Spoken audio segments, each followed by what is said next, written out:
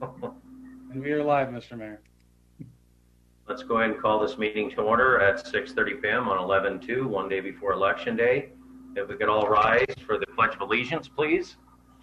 Place your right hand over your heart. Ready, begin. I pledge allegiance to the flag of the United States of America and to the republic for which it stands, one nation, under God, indivisible, with liberty and justice for all. Roll call. Councilmember Davis? Present. Councilmember Crosby? Present. Councilmember Lau? Present. Mayor Pro Tem Carter? Present. Mayor Hepburn? Present. Great. Thank you. Do we have any announcements of upcoming community events, Mr. Russi? As of an hour ago, no, but I'll defer to JR. Oh, I'm sorry. I have one. There's an election tomorrow. Please go vote. Very good. Very good. We're going to go to consent calendar, but we Can you have. just check with JR and see if he's received anything on the email? Sorry, I threw our mayor off. That's okay. It was a good one though. It was worth a go to vote. Yes. Nothing received as of now, Mr. Mayor. Then we're going to move to consent calendar, and we're going to pull items resolution 2080 for Jackson, Salinas, and also ordinance number 1097. Is that correct, Mr. Russi? That is correct. Yes, that is correct on both of those. Then we'll go ahead and we need a motion to accept the remainder of those, and then we'll go back to those two items. If I could ask for a motion. I'll make that motion to adopt the consent. Councilmember Carter, second by Councilmember Crosby. All those in favor, raise their hand. Aye. Aye. Opposed? None. Motion carries. Then we'll go back to item resolution number 2080 and ordinance number 1097. Mr. Russi, is that correct? And Yes. Yes. They both were requested to be pulled by the same individual, and I do not know if JR has him on the phone as of yet, but. Mr. Salinas, you're live. All right. Good evening, Mr. Salinas. We are going to have a 3-minute rule tonight, so if you could please keep within those time restraints, we'd appreciate it. Thank you. All right, thank you. I am asking all the council to get rid of the local emergency. It is no longer necessary anymore. We just won a lawsuit today against Gavin Newsom for his executive orders, for Pete's sake. Please, end the local emergency. It's not necessary anymore. Thank you. Thank you, Mr. Salinas. And if he's still on the line, do you want to take that item or wait until we hear on both? Council? I think one at a time. You want to do one at a time?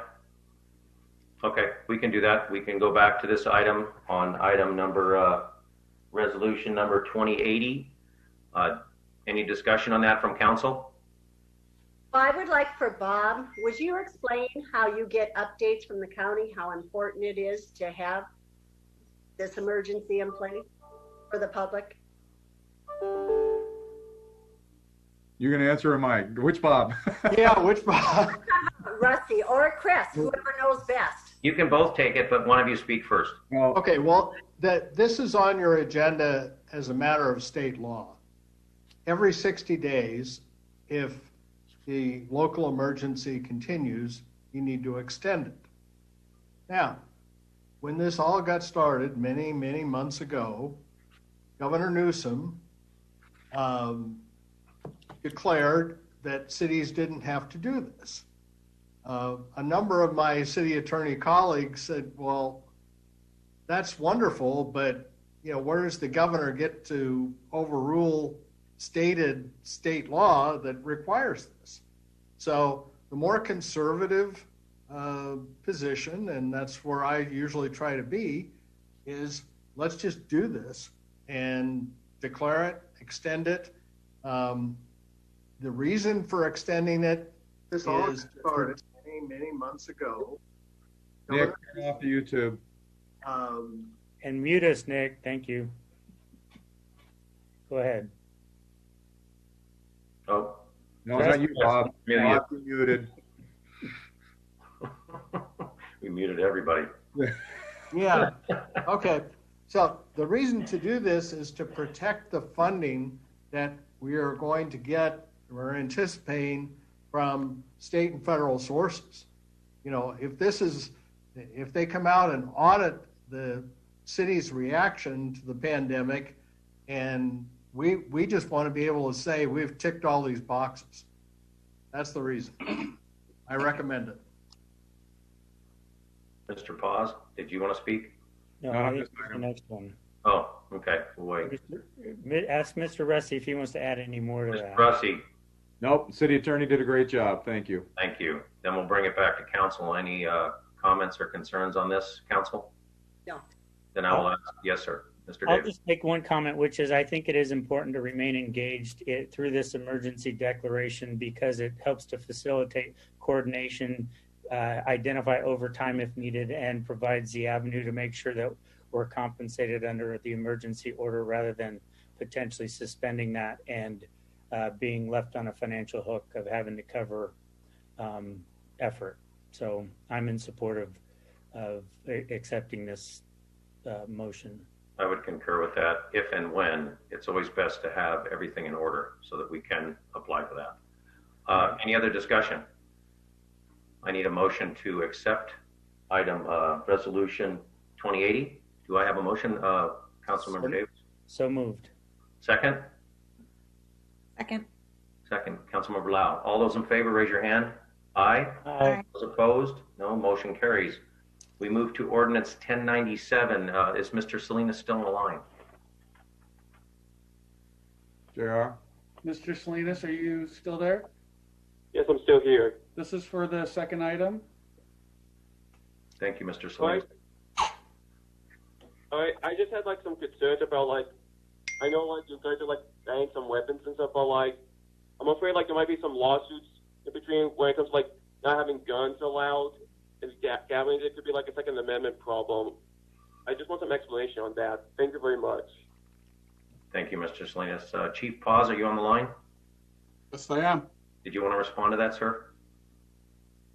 So I couldn't make out what he said, but he said something about having guns at the demonstrations. Concerned about a Second Amendment, it would violate the Second Amendment rights. Well, having a gun without a permit is against the law, so you can't bring a gun.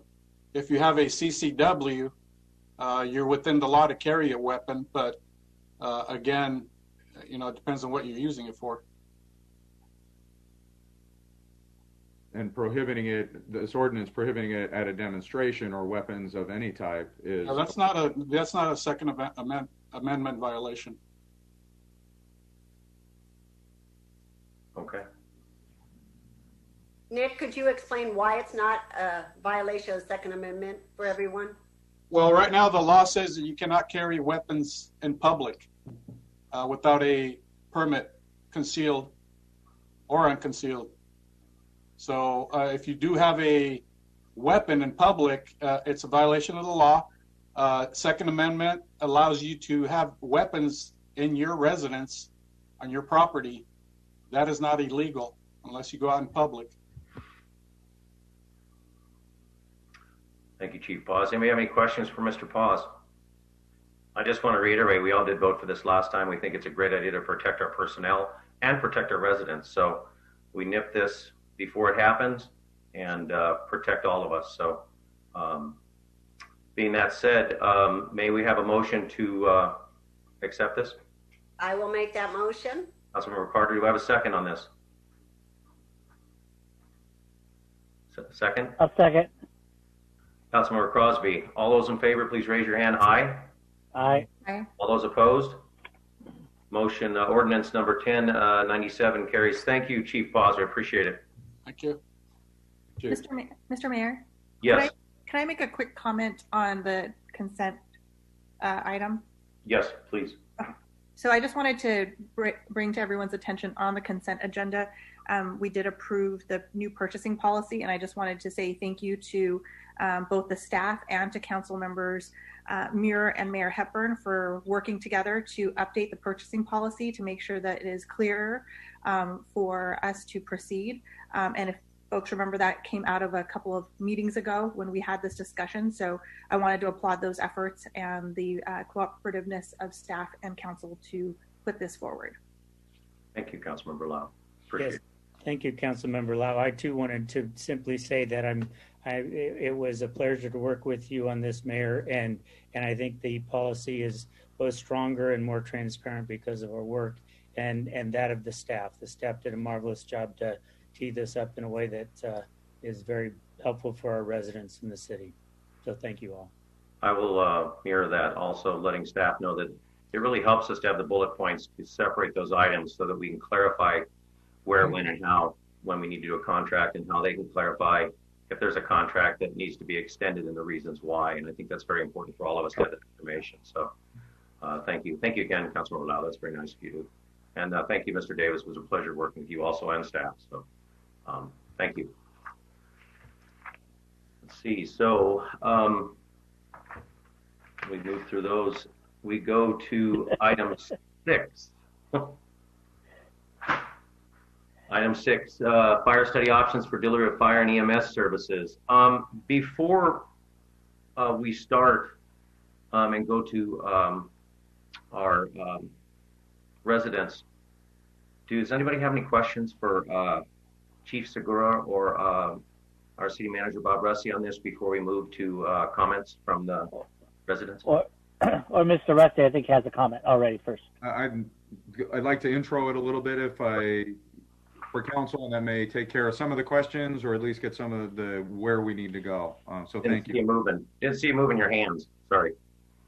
And yes, Chief Segura is on as well to be available to answer any questions that fall into that his purview as well. But this item, as council knows, is being brought back a second time.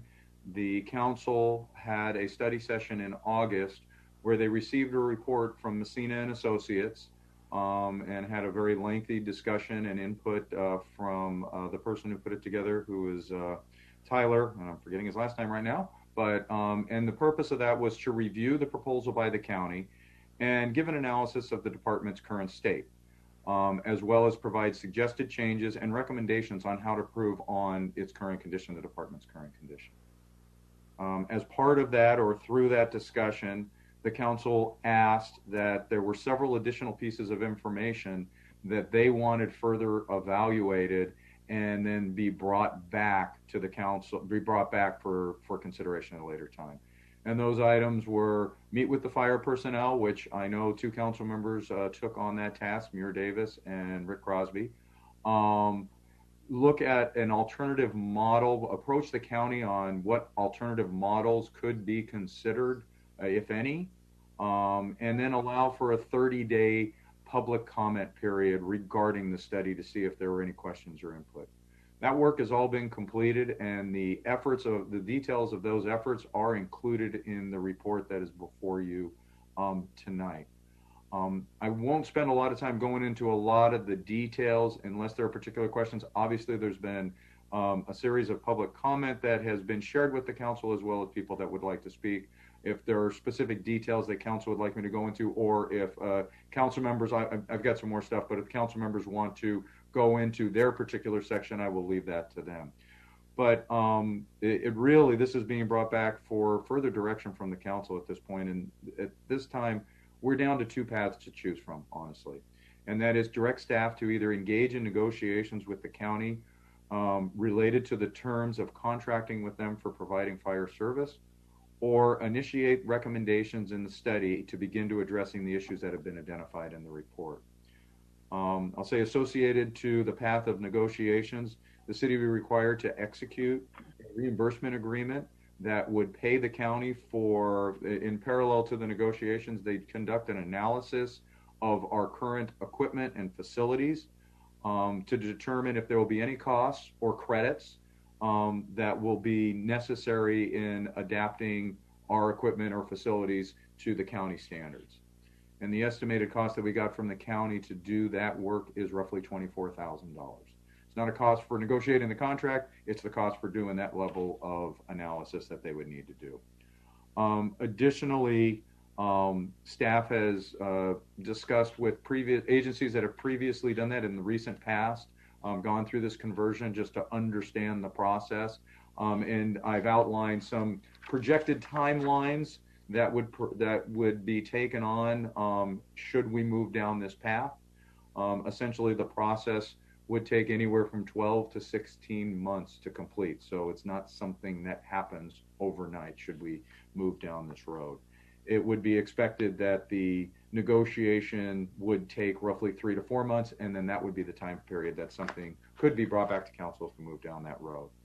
I think it's important to point out that this next step, while it's negotiating the terms, and that would be brought back to council for final decision, this shouldn't just be viewed, I feel, as just going and seeking more information. This is actually taking a serious an action of serious consideration of pursuing county. Obviously, the city and the council has the ability to back out before executing this agreement, but certainly the county looks at this as being that serious look at considering those services. Should the council give direction to initiate the recommendations in the study, it would be staff's suggestion that there be 2 pieces that be undertaken immediately. And the first of those is to aggressively pursue the recruitment and hiring of a fire chief. We have frankly put that on the back burner given this issue still out there. It wasn't realistic for us to pursue a true recruitment, not knowing the answer to this question. So that's been put on hold for the time being. And the second thing is to prepare an RFP for the standard of coverage analysis that was recommended. Those 2 would be the first steps that we would recommend that you take, and then appropriate the dollars of roughly $50,000 to $60,000, which is the estimated cost of what it would take to do that standard of coverage. So I can certainly answer any particular questions council has. I can also, and as well as Chief Segura, or if there are comments that I know Councilmember Crosby and Councilmember Davis might have as well. Councilmember Crosby, please. I actually just I have a question as well. Mr. Rusty, if you can expand on it too. You spoke about alternative model. Can you why that is not on here tonight? I'm sorry. Yeah, thank you. In the report, so we took the opportunity and we worked through Supervisor Barger's staff to coordinate a meeting with the upper levels of their team as well as then the county fire department, and the discussion was had as to is there a possibility for the city to retain some amount of their EMS service while contracting just the fire portion out. And the county outlined that is not a model in their 60 plus agencies that they even have considered.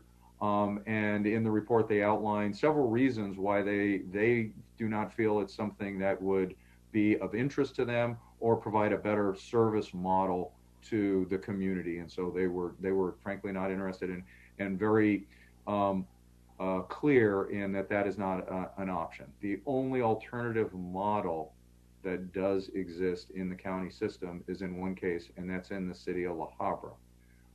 And frankly, it's not much different than what is being proposed for us in Laverne, because it would allow us to retain our 201 rights, which is critical because it would enable us to still provide transport, because essentially we'd be contracting with that third party to provide that service and then still collecting the revenue as we have and still providing it free of charge to our residents. And can you, people might not know 201 rights. Can you just explain? I know you just did a little bit, but can you explain that so our residents hear about that too? So 201 rights are the rights that you as a local agency, and only select local agencies still have it, where they actually transport or provide for the transport of their medical patients. So we were doing it with our own paramedics to this point, but you run the risk that if you ever relinquish that you would lose that right in the future and could not get it back because you would transfer it to the county. So this is a way for us to preserve that, because while we're not providing it directly, we are contracting to enable that service to be provided. and our residents have paid a fee in the past for that, so they're not charged, correct? That is correct. And that will continue to happen if we go either model. Either model? I'm sorry. Model A or Model B, go in the county or stay in ourselves. Absolutely, yes. Thank you, that's it. Any other questions for Mr. I have a question. Bob, could you expand on, let me give you a little background. We received quite a few emails, or I could say I have, talking about the feasibility study, move forward with it so we can get more information on keeping our fire department. Well, that's a contradictory. Could you please explain what the feasibility study is? Yeah, so there are two parts of this next step. One is negotiating the terms of what the engagement would look like with the county. And that is what would be brought back. The second part is that analysis of the conversion of our equipment and our facilities. So that becomes that second stage of the feasibility, I would say. That's what we would execute a reimbursement agreement for. So the proposal that was given to us kind of outlined the broader scope of, here's the service, if you're interested, that we can provide you. Here's what generally the cost would look like for staffing the different stations. But there needs to be a deeper dive taken in order for them to, those numbers are good, but then to understand what we have as far as in our facilities. And that would be that next level of the feasibility study that the county would be taking on. Correct. Okay. So I'm sorry. So what you're asking, Robin, too, a feasibility study would be the option A of to authorize reimbursement agreement for the county to be executed, correct? That would be the feasibility study that we would be going towards county fire rather than just looking at it and keeping our own. And I'll just stop and I will confirm with Chief Segura that I didn't miss anything in that part of it. Did I, Chief? I know you're muted, but. Honorable Mayor, members of council, good evening. Yes, feasibility study, from what it gets a little complicated with the terminology. The feasibility study has already been conducted. Now we're going to look to enter into the negotiations with the county on the terms of what it would take for them to convert, they're going to survey our facilities, our equipment, and what the cost would be to convert all that over to match what their specs are. And that goes from everything in the firehouse to the apparatus and to the equipment. So the feasibility study, I believe you've already received that a while back. And that was prior to the Messina study. And now we're looking to enter into a negotiation agreement with the county to see what the actual cost would be if, in fact, we agreed, or you agreed as a council, to contract with the fire district. And that's what the next step would be. Do we have any other That is questions? correct. Chief Segura? No, I don't see any. Thank you, Chief Segura, for clarifying that very much. You're welcome. Any other questions for Mr. Russi, or any more questions regarding the study or the two options? Not at present. You're muted, Miss Lott. Thank you. So I have a question for a point of clarification. So if we're to proceed with option A, which is the feasibility study, that does not preclude this council or the city, if upon findings resulting from that evaluation, to go down a different path. That is correct. But it would provide us greater depth of understanding with respect to what the value of our equipment and our assets and whatnot would be, and what that would translate into in any sort of proposed contract with the county. Is that correct? Yes. And without that information, we don't have an accurate way in which to evaluate the costs, apples to apples, between the two options. Is that correct?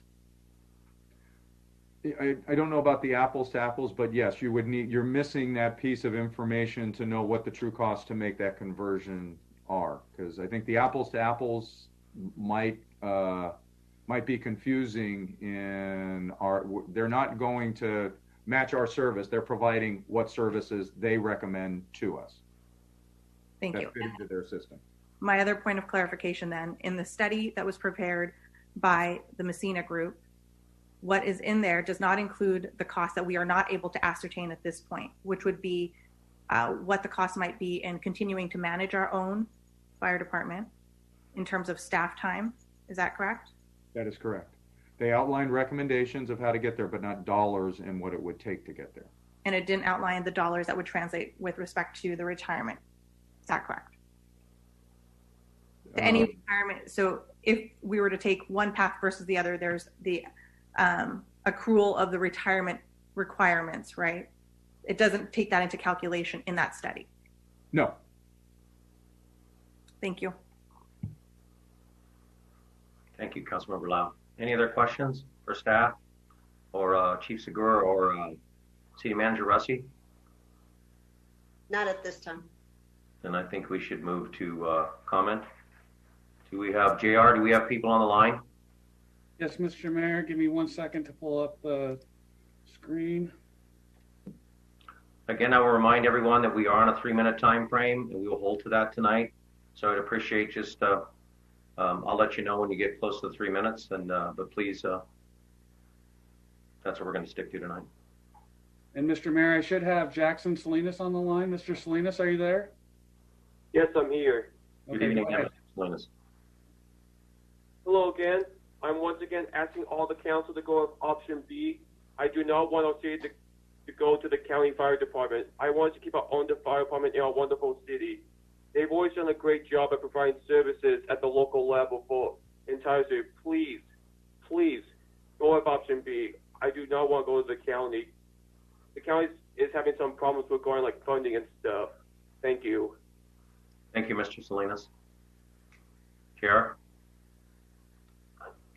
Mr. Mayor, I should have Andy Glaze on the line. Andy, are you there?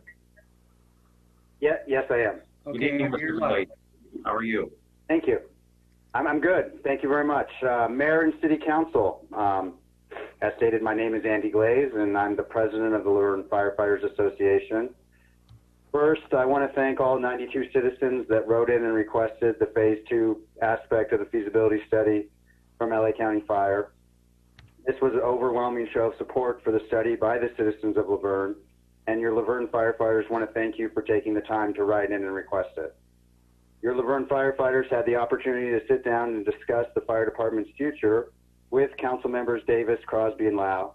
We felt the conversations were productive and positive. The council has asked that we work together to find a model that provides the best service and safety for the citizens of Laverne. In the packet that was released for this council meeting, there is an accurate and detailed account of those meetings. We agree with the information provided in the packet. We have received many messages asking, what do the firefighters want? Well, your Laverne firefighters want the City Council to vote for this Phase 2 feasibility study, option A, from LA County Fire. And thank you very much for your time. And that's all I have to say. Thank you, Mr. Glaze.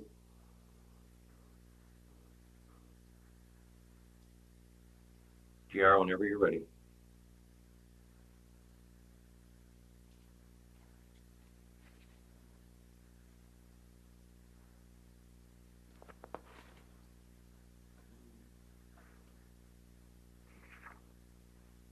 Mr. Mayor, I have Bruce Becker on the line. Mr. Becker, you're live. Mr. Becker, good evening. Good evening.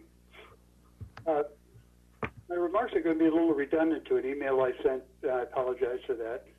But 3 weeks ago, I sent each of you an email asking that you take an informal poll of 26 citizens asking a simple question. Do you want to keep the Laverne Fire Department, or do you want to go county? I ask that you not prejudice this poll by referring to the feasibility study. Let's be honest. The only reason for the feasibility study is to justify a predetermined outcome. Let me give you an example of that. Joe Biden wants a feasibility study on asking if we want more justices to the Supreme Court. We already know the outcome of that. You don't need a feasibility study to do that. The same here. If you vote to go county, it's a cop-out. If you say, I want If any of the council members say, I want to keep the Laverne Fire Department, but the feasibility study changed my mind. That's hogwash. Okay? All right. Now, I visit Mills Park 15 to 20 times a week. I've talked to 50 people. I'm there running, walking my dog. I've asked 50 citizens the simple question: do you want to retain the Laverne Fire Department or go county? My survey results: 42 Laverne Fire Department, 5 county, 3 didn't care. Rhetorically, what were your results? If you didn't pull a sampling of Laverne residents, I question your commitment to an impartial vote. I have 4 questions that I want to ask. Will the county fully commit to 3 fire stations? I doubt that. Will we save us a substantial amount of money?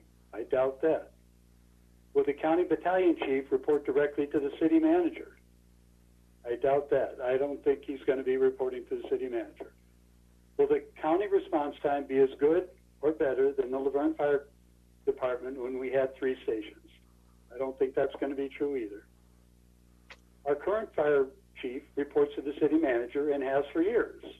Hold the city manager accountable for maintaining and retaining firefighters. Maybe start by giving the fire chief a 3-year contract, since the stability starts at the top. Then ask the chief for a plan and process to hire and retain firefighters. As regard to Councilman Lau's question about we can change our mind later on, let's not fool the citizens of Laverne.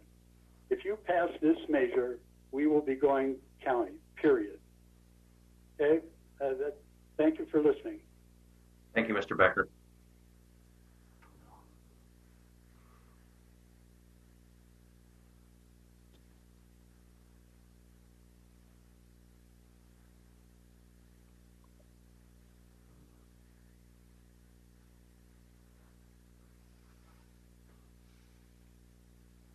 Mr. Mayor, I have Kathy Kalusik on the line. Kathy, you're live. Good evening, Ms. Galusek. How are you? Good. How are you doing? Thank you so much for taking my call. Thank you. So after I read through the packet for tonight's meeting, I became very concerned because I noticed there were a lot of emails requesting a feasibility study. But when I read option A is stated on page 124, and as you go further to 128, it states very specifically, and as Manager Russi said, the next step is viewed that the city is serious about moving towards county services, and the work that's being initiated is being done in anticipation of the commitment to that outcome. As I stated in the email I had sent after the fire study, I feel that losing our fire department to county services would be a big mistake. We would lose control. There's good possibility the costs would escalate within a few years, making it necessary to raise taxes and or cut back on services. I think this issue is way too big to be decided tonight on a Zoom meeting. The majority of citizens in our city just don't watch the meetings. They don't know what's going on. I really believe this issue of whether or not the city should go to county for fire service should be placed on the next ballot for a vote by all the citizens of Laverne. So option B is definitely what I'm in favor for. And I appreciate, thank you so much, Mayor and council members, for your time, and I appreciate your commitment to the city. Thank you, Ms. Galusek.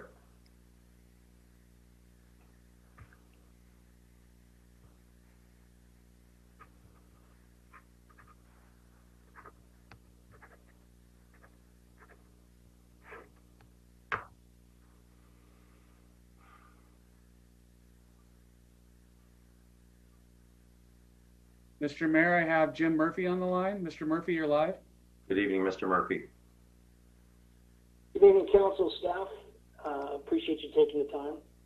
I ask you tonight, as you review this item, that you read carefully, like Ms. Galusik just said, what is stated there. And I think Mr. Russi did a great job of helping everybody understand this is not really what the residents are talking about in terms of more information. This is a serious commitment to LA County.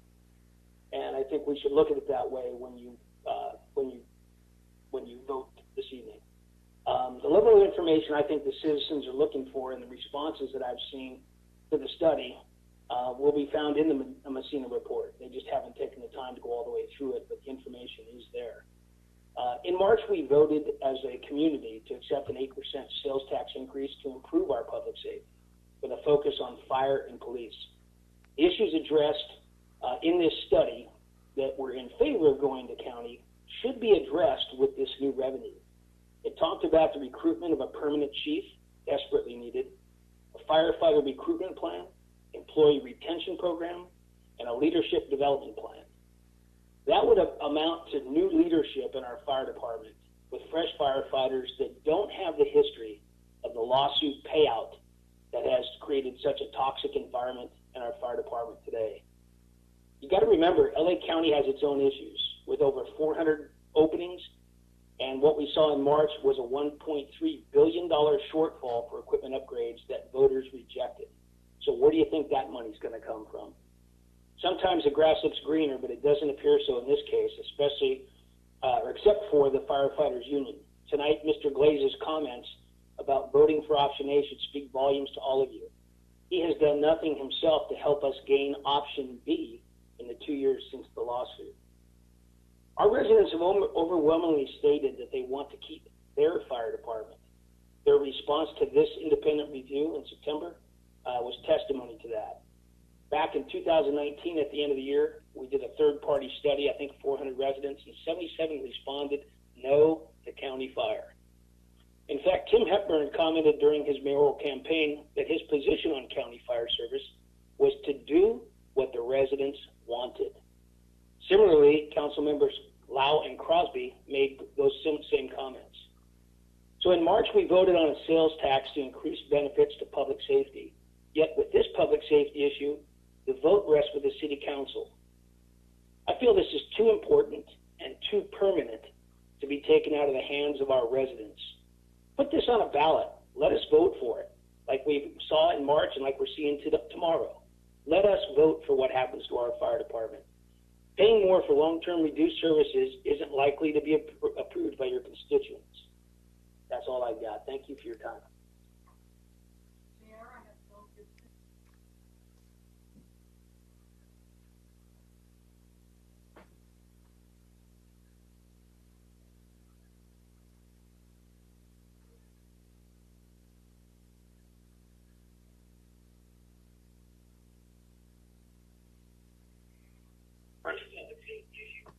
Mr. Mayor, I have Zach Gibson on the line.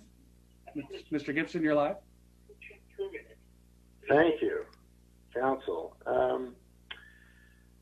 Before you vote on this, the feasibility study gave us the county's assessment of our department's worth, but it is also important and worth mentioning is our department's assessment of what is worth pursuing.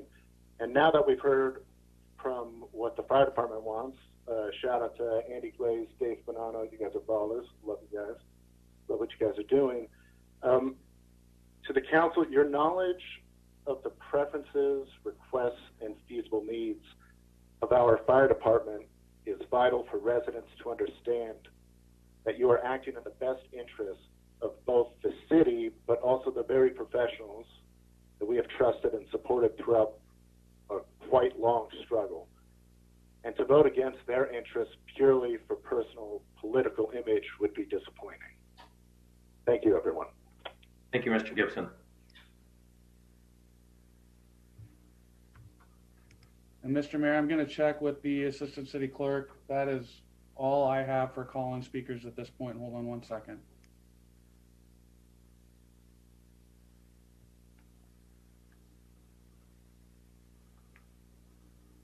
Mr. Mayor, that is all that we've received at this time. Okay, I would say we would wait 30 seconds, so just to make sure.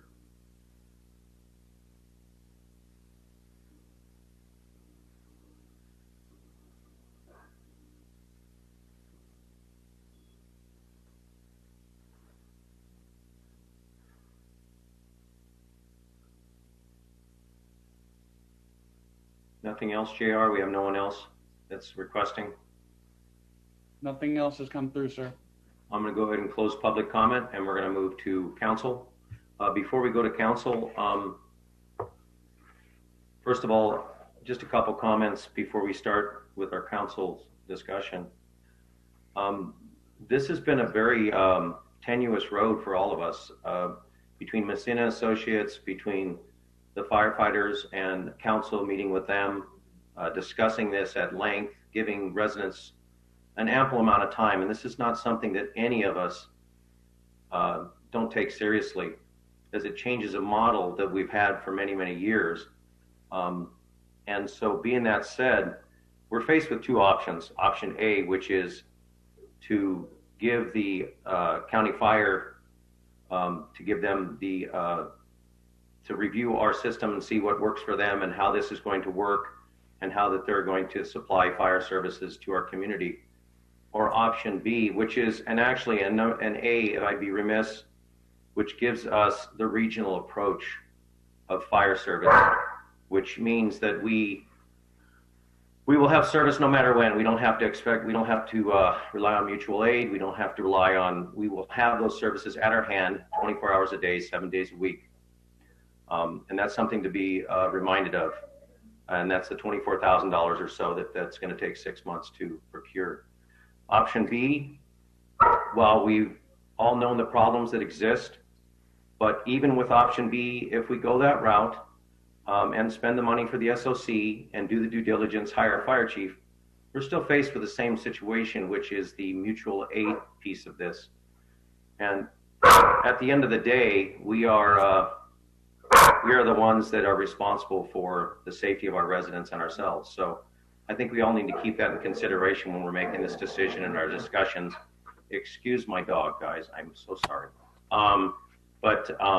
So I just wanted to make that clear that none of us take this lightly. Everybody's put a lot of effort into this, a lot of time, effort by staff, by the fire chiefs, the previous, and the David Segura, our interim fire chief now, and a lot of discussion. So none of us are taking this lightly, and it's something that we have to decide on tonight. So being that said, I'd like to open up the discussion. Council Member Carter, would you like to start? Sure. Okay, I wrote down my thoughts because, as you said, this has been going on for quite a while, and I feel very strong on this topic. So I'll read what I wrote, okay? I stand firmly, as I have said from the start, I want to keep our own fire services in Laverne. I want to see us build the department and recruit qualified individuals by starting with the hiring of a new fire chief. Northern Laverne wants Fire Station number 3 opened with working personnel on duty. Let's make this happen. As all 5 of us have made a commitment to the citizens of Laverne that we would support keeping our own fire department and not turn to county services. 3 of you just made that statement in March at the public forum. I am against spending $24,000 and more to look further into the contract with county. This is a waste of taxpayers' dollars. We know that the county plans to not open Fire Station number 3. That's right in the report. Right now we have 9 paramedic trained personnel per shift, but the county report says that they will only provide 8 personnel per shift, with only 2 being required paramedics, the rest EMTs. Why would we settle for that when we already have all the firemen in our city are trained paramedic? Once you join county, you will not be able to go back to city services. Everyone will tell you that. It's too costly and it's impossible. You're starting from scratch at that point. As a small city, we cannot afford to give up control of our services. We would be selling our fire vehicles and giving up control of the stations. Talking with other cities, the cost continues to rise for contracted cities, and we just passed a tax measure that is supposed to support our local public services. The county did not pass their tax measure this past March to support ongoing costs for county fire. So where do you think the cost will trickle down to? Well, I'll tell you, each city that is contracted with county fire will have increased costs. Under next steps, if you notice on our agenda, if you scroll down, I think it's page 24, under next steps, it says word by word, in quotations I put this. It has been communicated by county staff that this next step is viewed that the city is serious about moving forward towards county services, and the work that is being initiated is being done in anticipation of the commitment to that outcome. Therefore, it would be important to not consider this next step as simply gathering more information, as Wendy said, thinking we would get more information from this, but finalizing the cost for transitioning to the county model. So I want to say that again. It is finalizing the cost of transitioning to the county model. We have spent the last 4 years discussing this topic, and it's time to make a decision, and let's move forward.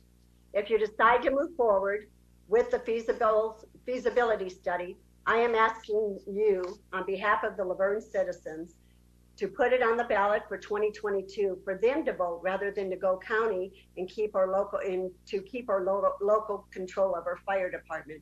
That is such a big commitment that if you are doing this, there's so many residents that do not want to go county. Misinformation has been put out there, and understanding, as I asked Bob, the feasibility study, some believe, well, let's go forward with that to get more information on how we can keep our fire department. Well, talking to them, they want to keep our fire department, but they're thinking that feasibility study is going to do it. That's why I asked for clarification, because people are misunderstanding what this report is. And so those are my comments at this time. Thank you, Councilmember Carter. Councilmember Crosby. Mayor, if I may, you ran on this twice. I'd like to hear your comments, please. I'd like to wait to the end, Mr. Davis, if you don't mind. Well, but you were showing leadership when you said if you were mayor, you could have stopped the lawsuits, and you ran with the backing of the firefighters. So I'd like to hear your opinion first, and I think with a little encouragement, the other council members would join me. Again, I would like other council members to talk first. I will hold mine till the end. I will speak after you then. Councilmember Crosby. Thank you, and I appreciate Councilmember Carter's comments. This is not an easy decision. This is not an easy, a simple vote. As Mr. Becker stated, if you ask just a simple question, I don't believe the rightful answers all come true because of misinformation and coming through from all different sides. But along with Councilmember Davis, went and spoke to not only the firemen, the battalion chiefs, and I've also spoken to previous interim fire chiefs as well. And I believe my vote tonight is going for the safety of all of our residents and trying to maintain the safety for our residents. And it's again not going to be an easy vote, but I do believe in going for the feasibility study. So I'm going to state that now. Thank you, Mr. Crosby. Councilmember Lau. Thank you. So Councilmember Crosby brought up a really good point in his comments, and I'd like to redirect everyone's compass to that point. And the point is safety. When we met with Messina and Associates, the first thing they asked us was identify your goal. And I think I am not misstating it when I say that every council person, the firefighters, the interim chief, the city manager, our staff have all said, our goal is to achieve safety for the residents first and foremost, and to provide the best fire services possible so that none of us have to worry about whether or not we're going to get the help we need when we need it. So that was the goal we had in mind. And I will also address Councilwoman Carter's comment earlier on regarding the point about who wanted to go county, who didn't want to go county, etc. And I will say that when I first was asked this question, much to Councilmember Crosby's comment, is that when you ask an open question like that without all the information or with potential misinformation, you're going to get a different answer than you will when you have all the facts before you. So I answered, I'd love to keep our own fire because it's done, it looks like it works. It's the model that we've had for a long time. Why not? But I'm open to hearing what the feasibility study says. I'm open to hear what the facts are so that we can make a reasoned decision about what is best and safest for all of our residents, including all of us that sit here on this council. So as we sat through not only multiple sessions with the consultants, not only did many of us sit through meetings with the firefighters, with the battalion chiefs, with the interim chiefs, with residents who used to be Laverne Fire, with residents who are County Fire, with residents who used to be County Fire, and with residents who have just lived here for a long time or just moved in. I don't think any of us took this lightly. I think we spent many, many hours asking questions and delving into the data.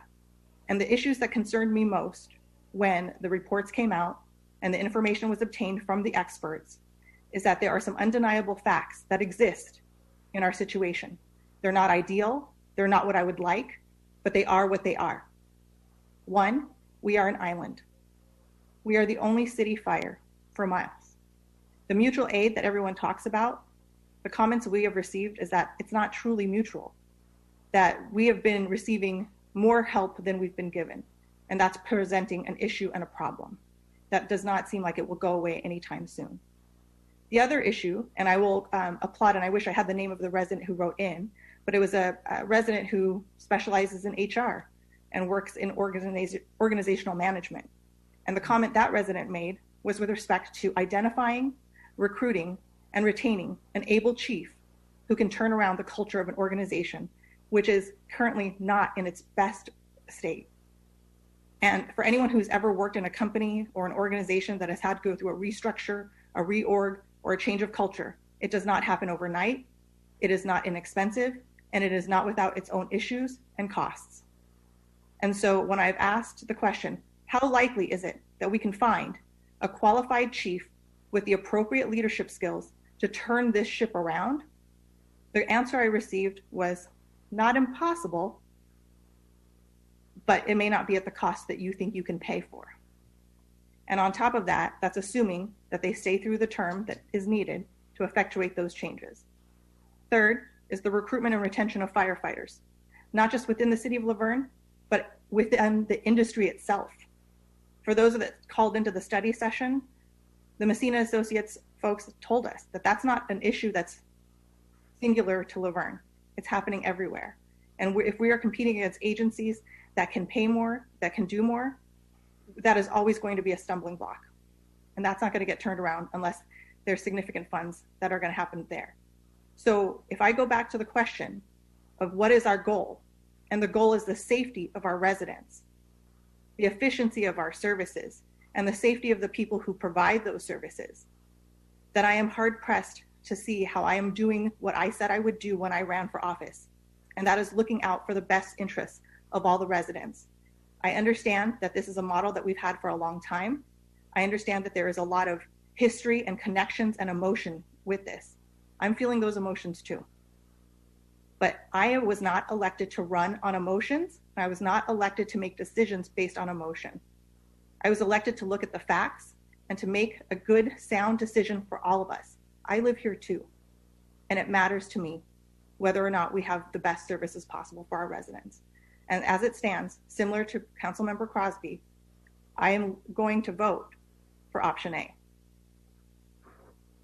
Thank you, Councilmember Lau. Mr. Davis, I will go now.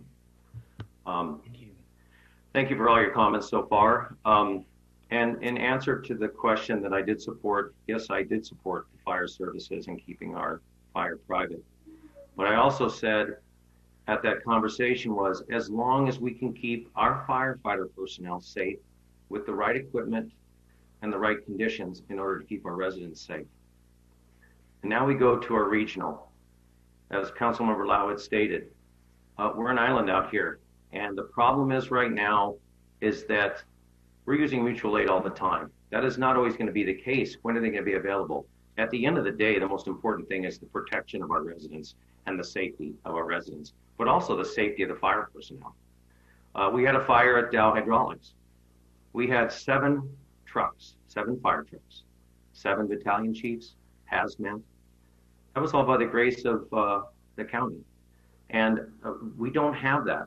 No matter what we do at this point, we're always going to require mutual aid, which is going to take the issue of response times our response times are going to go up. And that means we're going to lose lives. I mean, it's not a matter of if, it's when. And we've had this model for many, many, many years. And we all hate to say that we want to change that model.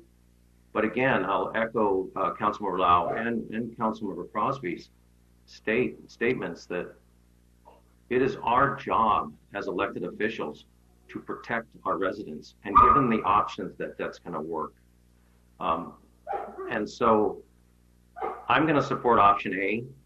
I appreciate Councilmember Carter's comments, but you cannot continually go on and have an issue like we have without supplementing it and going to at least surveying the county option. Again, we continually use mutual aid. We go to option A. If we do go to county completely, we don't have to worry about mutual aid. Every time we need something for our residents, whether 2 trucks, 5 trucks, whether it's a fire, whether it's a building, whether it's an ambulance call, whether it's just paramedic, we'll have what we need. And we will pay for that. And as far as Station 3, if it so chooses for Station 3, we just have to pay for that. It's just staffing it with 4 crew, a captain, an engineer, and a couple paramedics. We can do that, but it also depends on the area of coverage. If we're getting our 3 to 5 minutes of coverage, that's what the county's going to tell us where we're at. So again, I'm going to support option A for the feasibility study with LA County. Councilmember Davis. Thank you, Mayor. This decision needs to be made, and it's one that I am quite torn over, because I have grown up here. I still remember when we had a volunteer fire department, and when we transitioned from volunteer to professional fire department, we survived that transition and we thrived in it. This information that the council members and I have looked at is very thorough, very nuanced, and challenges a lot of assumptions that I had as a resident. That education hasn't been easy. I've wanted to ignore or defend or argue some of the points that were made in it. But when it comes down to it, if I look at the National Firefighter Protection Association's guidelines for safely combating fire structures, the minimum response is 17. Our current model has 8 to 11. So we're 6 short. So if we really wanted to be our own fire department, we'd need to nearly, not double, but we'd need to grow half again as big as we are now, which would more than surpass the $3 million that we asked residents to raise by voting yes on Measure LV. The challenge is then, what can we control? Because generally speaking, when I think of fire, I think of the emergency services that are provided by our fire department. I don't think of the rare instance when we need, for instance, like Dow, where they had the actual building on fire. So that's why I look at the La Habra model, which would allow us, and I'll challenge our city manager to say that we won't necessarily immediately outsource the ambulatory services, but we need to look at that and see whether that's something that we would retain or simply have local control through contract. But that's still an unanswered question in my mind. I think we can also question other things with regard to LA County. LA County back in the 80s, when they were recruiting cities like Pomona and others, they said we have one option and one option only. 20 years later, when La Habra joined them in 2005, they provided them another option to entice them to join. I think they may be open to other options 15 years later, and I'd like to potentially pursue those. Potentially, what would an auto aid agreement look like? And see whether that would be an option, because that's not quite our own EMS system, but it may be more integrated. So I think there are aspects, elements, dimensions that we can entertain and negotiate and discuss with LA County as we move forward with option A with the feasibility study. Is it a serious move towards that direction? Absolutely. And it needs to be in order for everybody to be playing with the cards face up so that we know what we're getting, not just a pie in the sky kind of thing. Another piece that I would want them to do is to find an escalation scheme that doesn't look so attractive at the front that we go, oh, this is great, we save money. I'd rather see the escalation scheme be closer to what ours is, which is about 3.25%. It may be more expensive up front, but it won't grow as fast. And it's that high rate of growth that in the end gets you. So I would want a lower escalating scheme similar to what we experience when we have our own. I do believe there is a solution that will suffice. It's not going to be our own fire department necessarily, but if we do want our own fire department, then it's going to cost us much more than what we're currently paying. And we need to know that we're talking apples to apples, because we need 17 on staff to be able to handle the residential building fire.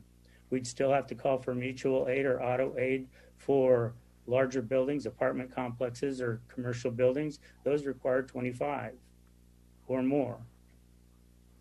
And those are real concerns. I understand that the last 3 years or so have been really challenging. I think that we're all wearing mud on our face and can't all walk away from this necessarily happy. I'm upset with the firefighters and their behavior in taking us to court. I'm upset with our mayor, our current mayor, who was simply claiming that he could have done better had he been in a different position, and failing to show some leadership and interrupting that, so we could have sat down and had this discussion 3 years ago. I'm upset with my own sense of my naivete coming in thinking, oh, it's not a problem, before I really sat down and understood and tried to recognize what's going on. Putting 11 people in a situation where you need 17 to be safe endangers not only the lives of the firemen, but also the lives of those folks that are involved in the fire and need to be rescued, or those people who are standing around wanting to do something to help, but only getting in the way and making something worse potentially. We have a community that's very open, very caring, that wants to help. I get that because that's the way I am. I also understand that this decision that we're facing right now is very nuanced and it's very complex. I don't think it's well suited for the community to decide. I think it's the responsibility of those that the community elected, the 5 of us, to make this decision. I'm happy to have discussions with any and every one of you as we move forward to understand more and to share with you my understanding. This is not an easy decision. It's not one without huge shake-up to our city culture. It's not one that doesn't cause me sleepless nights. It is serious, it is complicated, but it's something that we need to do for everyone's benefit. I was elected to serve this community, and that's what I need to do. So I'm in support of option A, with hopefully the extra nuances and the dimensions that we can enter into in this negotiation so that we can get not the La Habra model, but the Laverne model. Thank you. Thank you, Councilmember Davis. Any other comments from anyone? Councilmember Crosby. To add to Councilmember Davis's comments about, I want to put a task if this moves forward for option A as well, that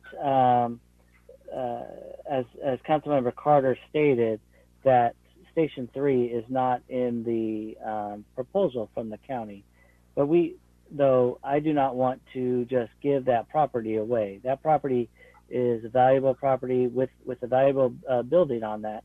If we do move with option A, that I put the task to Mr. Rusty, that we keep all that property for Laverne, for our use, for what use we want to put it for. If it's repurposed for anything, but we just make sure that we use it wisely. And then also, again, just like Councilmember Davis said, that I know only 2 years ago there was a city by the beach that had the same proposal of the 5% increase which they reduced. So I put to Mr. Rusty and his negotiating expertise of not to have that 5%, but even to lower that for all of our residents and for our city, so that that cost doesn't go escalating, because that is a fear of mine as well, of just the cost that it would be. Thank you, Mr. Crosby. Councilmember Carter. Yes. Bob, I would hope, going along with what Rick said, I would hope you would negotiate not to give away any of our property. We own that property and we should lease it to them. So somehow there's a way you should maintain the ownership of our own property. Yes, I think the structure is lease anyways, but I think to Councilmember Crosby's point is not even lease Station 3, as it's not part of the operational plan at this point. So, but understand, and yes, and understand my direction.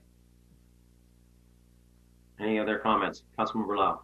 Yes, my last comment would just, it's along the same veins, but, you know, and I've said this before at other meetings, is that I don't think we should, you know, I think it's imperative to gather information from other cities and other places like we have, and we should continue to do so. However, we are unique. And so I don't want to, you know, roll over on anything.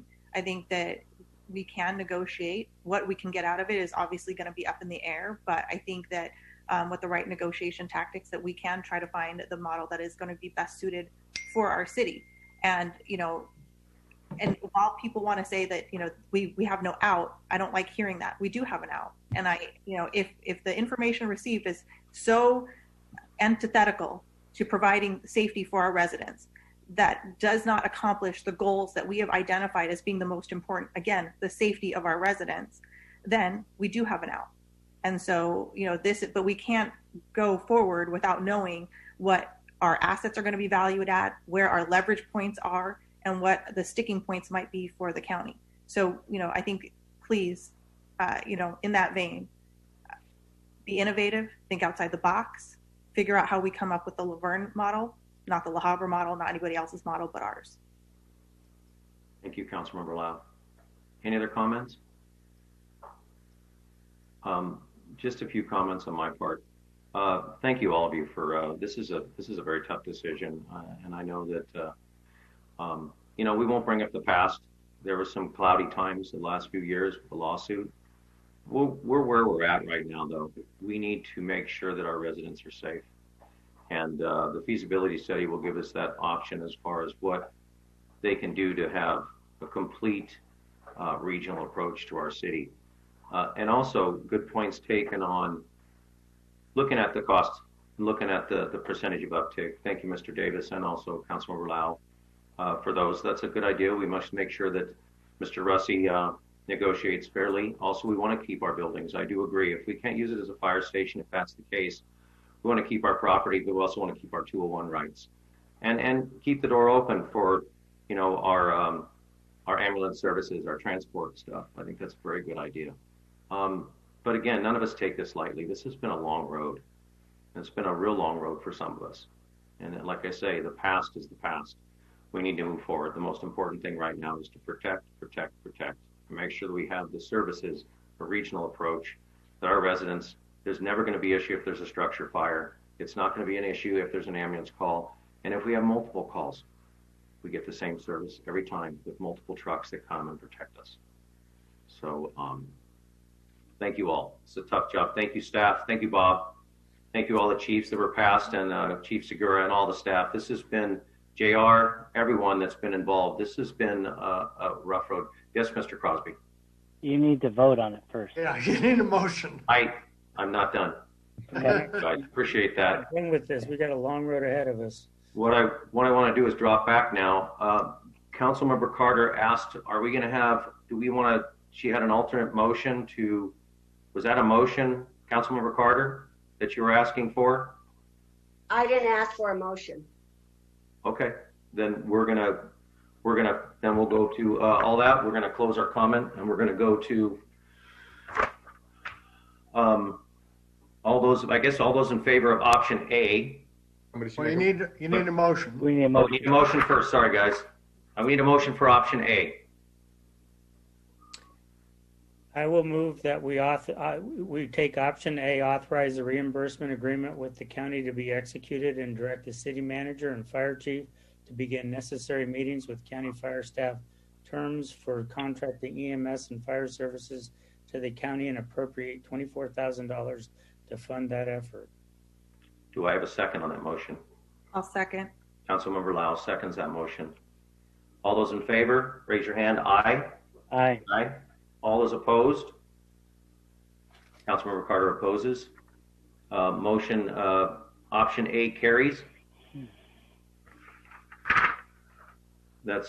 Thank you all very much. So before we move off of this topic, though, a couple of things on directives that I'd like to make sure are clearly articulated because they were embedded somewhat. But Councilmember Crosby reiterated it, reduced escalation, something closer to our 3.25%. I'd like in their proposal, they talked about combining stations. So I'd like to understand more about station combinations and potentially substituting station 3 for one of the other stations. Because if I look at the configurations, station 3 is actually in an area that's hardest to reach, not easiest to reach, whereas some of the areas are easier to reach from either Pomona or San Dimas. So I'd like some creativity there on the station combinations that go into this. I'd also like to address the level of fire inspection for development, so the fire marshal services. I want to make sure we're clear on that and potentially have a service level agreement to ensure timeliness. And then some of the out of the box thinking that I'll introduce now, but some of this may be introduced later, is I'd like them to consider and sense what would this arrangement look like if it was captured in an auto aid agreement versus a contracting out for entire services. What would that contract look like if we just signed up an auto aid agreement to say you're going to serve us with half a station from San Dimas and half a station from Pomona?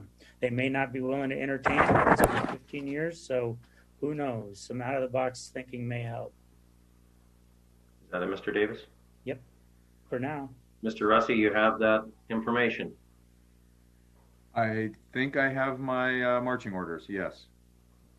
And okay. Then we'll go ahead and close, and we will move to public comments. Do we have any public comments, JR? I do, Mr. Mayor. Give me 1 second. I'll bring up the screen and the speaker that I have. Mr. Gibson, are you there? Mr. Gibson, are you there? Yes, sorry. Mr. Gibson, good evening again. Hello. Hi, everyone. I'll make this quick. I would like 2 items. I will request 2 items be added to the next City Council meeting agenda. First, I would like the Council to submit a proposal, or at least discuss, that the building space that makes up Fire Station 1 does not go to the Police Department, as was fervently requested and spoken about by Chief Paz during the March elections. He wants that space entirely for the police. And Councilmember Lau mentioned the importance of governing without emotion, of doing what is best for our city, and if we can't support a fire department within the city, how can we enlarge other highly funded departments? Councilmember Lau, you were endorsed by the police union during the March election, so I implore you and the rest of the council and mayor to support the expansion of other vital departments, such as community development, the city hall services, public records, which are in a garage, or the like, even to keep or lease the space for county fire usage instead of succumbing to pressure from special interest parties. And second, and lastly, I would like the council to put on the next agenda, begin discussing district voting. I know you have all received comments about this and it's being pushed aside, but we have resident populations that are highly underrepresented, and it is important that that issue begins to be addressed. Thank you all. Have a good night. Thank you, Mr. Gibson. And Mr. Mayor, that is all that we have received for public comment. Give 30 seconds.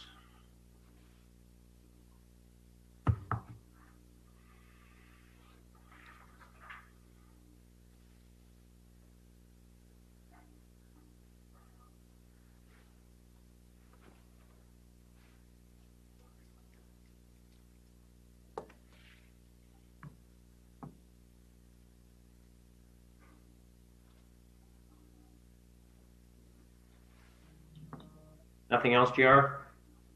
Nothing, Mr. Mayor.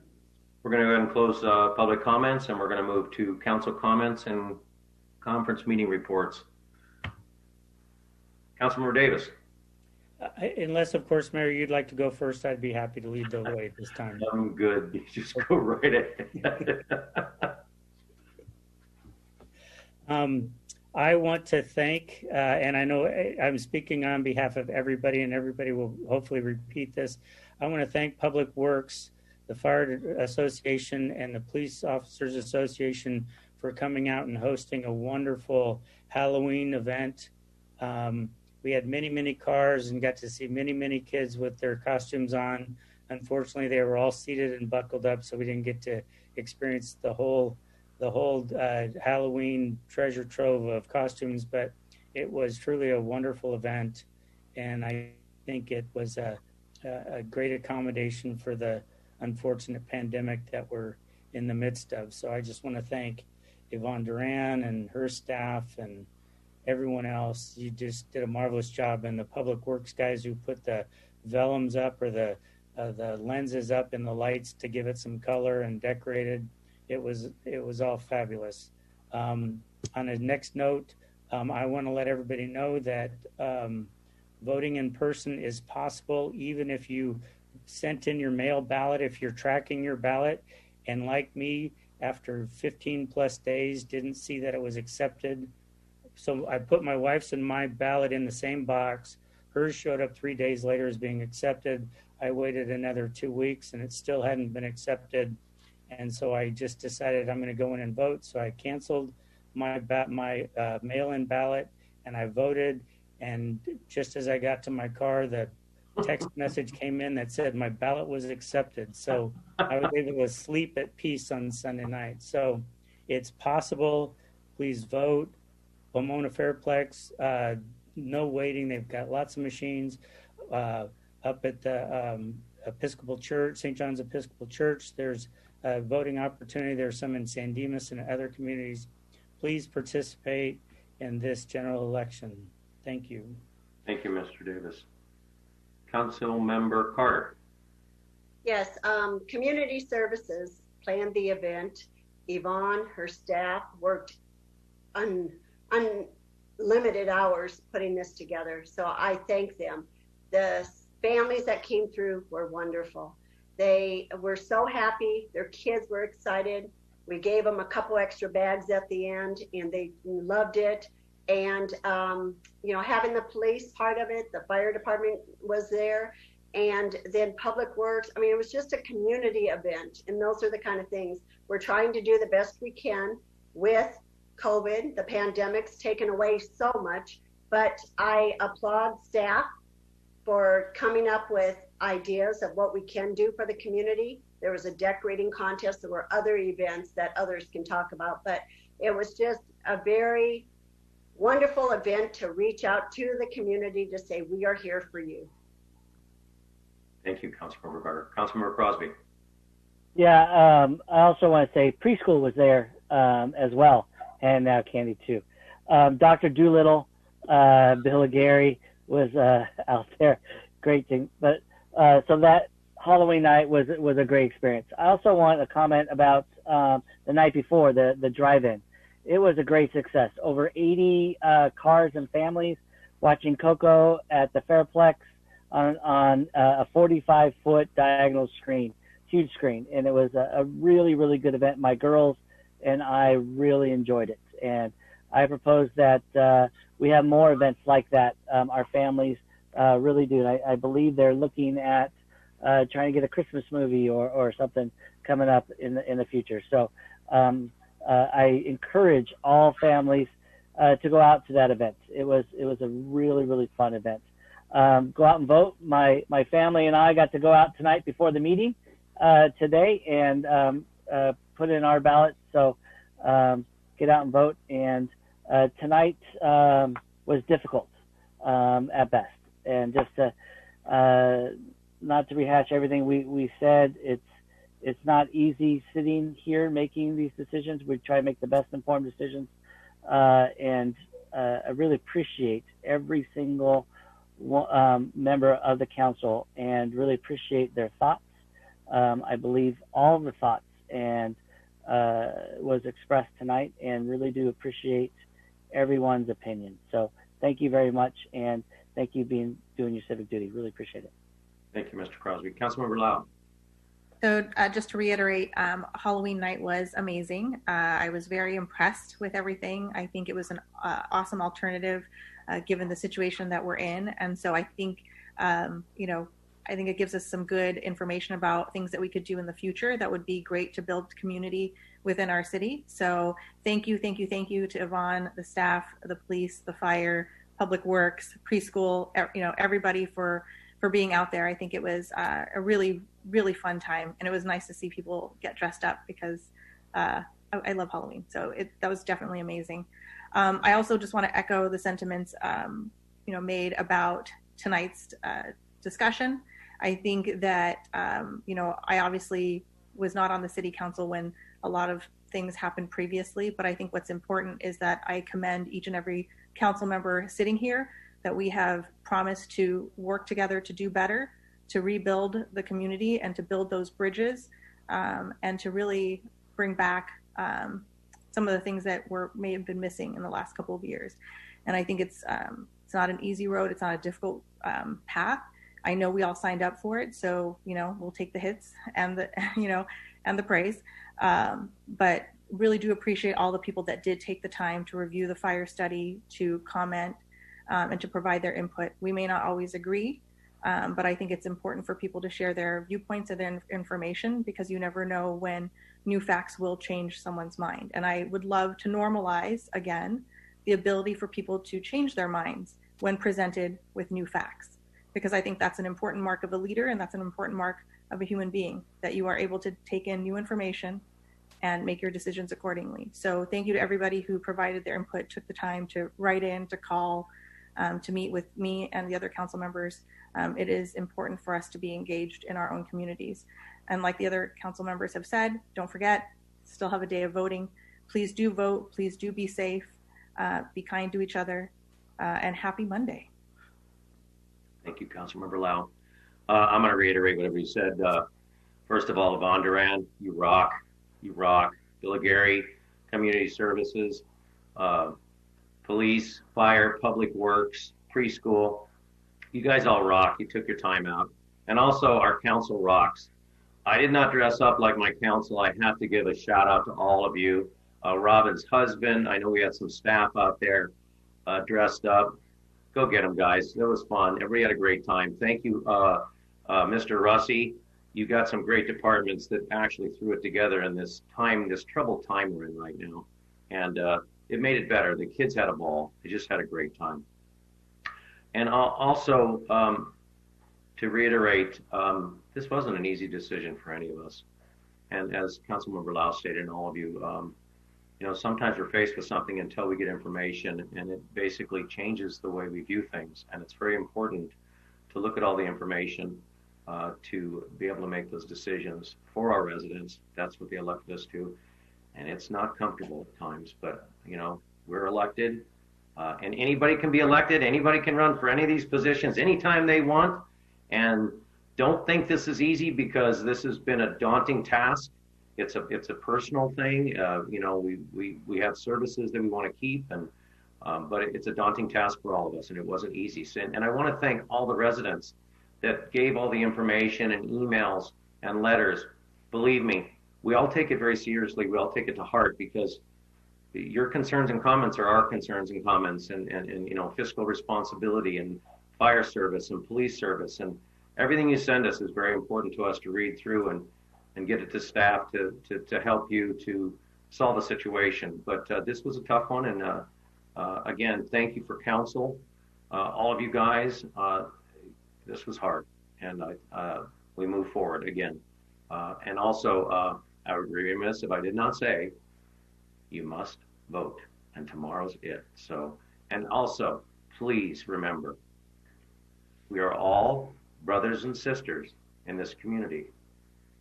Remember, when the election's over, we're still brothers and sisters, and we're still neighbors and family. So don't forget that, please. It's a polarizing election. We must remember we have a beautiful community. No matter what the outcome is, we move forward as a community, and we all still go to dinner and break bread together. So, being that said, any other comments from anyone? We're going to recess to closed session. Mr. Russi, would you like to expound on that? I will do that. Thank you. We have two items for closed session. One is under section 54956.8 to meet with real property negotiator, and the property is 1943 White Avenue. The second is government code section 54957.6, and it's conference with labor negotiator to meet regarding all groups. There'll be nothing to report. Thank you. We're going to be adjourning in memory of Verne RSP volunteer George Limburger, proposed new kid on the block, who passed away on October 14, 2020. He was born on February 29, 1936 in Vienna, Austria. He lived in 9 different countries before arriving in the United States in 1944. He spoke 9 different languages, but not English at the time. He attended Colgate University, and received a full scholarship. He attended an all-boys military school at Texas A&M. After school, he joined the Army, and he was part of a counterintelligence unit. After the Army, George was a salesman selling copy machines and office equipment.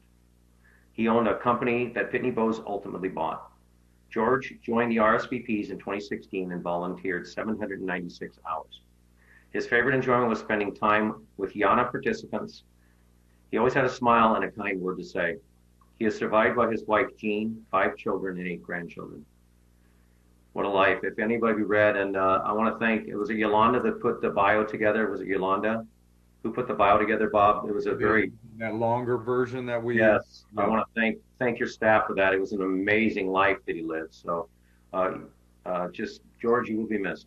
Another one of our wonderful members. So, and that, the meeting is adjourned. We'll be meeting on Monday, November 16th at 5 p.m. for a council study session on short-term rentals.